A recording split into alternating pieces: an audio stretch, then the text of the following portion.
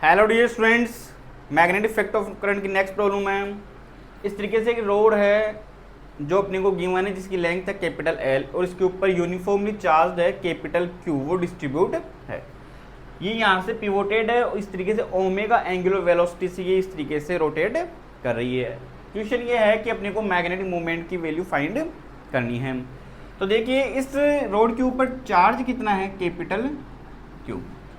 तो linear charge density कितनी हो जाएगी, lambda equals to Q by L हो गई। अब मैं यहाँ पे एक स्मॉल पीस कट कर लेता हूँ, कितनी लेंथ का, डी एल लेंथ का, जिसके ऊपर चार्ज कितना है, डी क्यू। तो इस स्मॉल एलिमेंट के लिए कितना हो जाएगा, D Q upon D L हो जाएगा। तो डी क्यू की वैल्यू क्या निकल के आ जाएगी अपने पास में, लैम्डा डी एल हो गई। अब अपन देख सकते हैं कि इसके ऊपर चार्ज कितना है, डी क्यू, ठीक है, और ये रोटेट कर रही है, तो रोटेशन के कारण जो करंट प्रोड्यूस होगा वो कितना मालूम है, डी आई। तो डी आई इक्वल टू कितना होगा, डी क्यू अपॉन टी। तो अपने को ये पता है कि ओमेगा इक्वल टू कितना होता है, 2 पाई अपॉन टी होता है। और अपने को टाइम अपने को गिवन नहीं है, ओमेगा के रेस्पेक्ट में अपने को इसको निकालना पड़ेगा। तो टी की वैल्यू क्या लिख सकता हूँ मैं यहाँ से, 2 पाई अपॉन ओमेगा।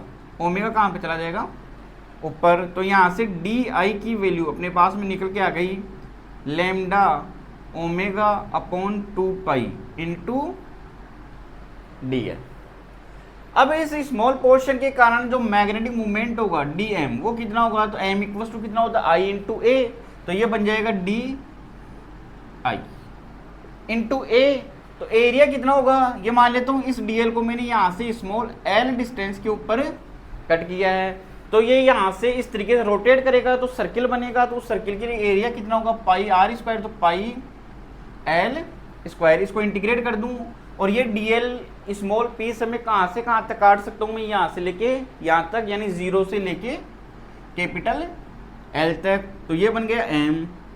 अब यहाँ से मैं वैल्यू पुटअप कर देता हूँ। तो डी आई की वैल्यू कितनी हुई यहाँ से, लैम्डा ओमेगा अपॉन 2 पाई, ये हो गए यहाँ से डी एल, ये हो गए यहाँ से पाई आर स्क्वायर, तो पाई एल स्क्वायर, ये इससे कैंसिल हो, 0 से लेकर कहाँ तक, एल तक। तो कैपिटल एम इक्वल टू निकल के आया अपने पास में, लैम्डा ओमेगा अपॉन 2, ये बन जाएगा एल स्क्वायर। एल स्क्वायर का इंटीग्रेशन कितना होगा यहाँ से, एल की पावर 3/3, 0 से लेके एल तक। तो कैपिटल एम की वैल्यू निकल के आई, लैम्डा की वैल्यू पुटअप कर दूँ तो कैपिटल क्यू बाई एल, ये हो गया ओमेगा बाई 2, ये एल की पावर 3 अपॉन 3, ये इससे कैंसिल आउट हुआ। तो कैपिटल एम की वैल्यू निकल के आई अपने पास में, Q omega L square upon 6।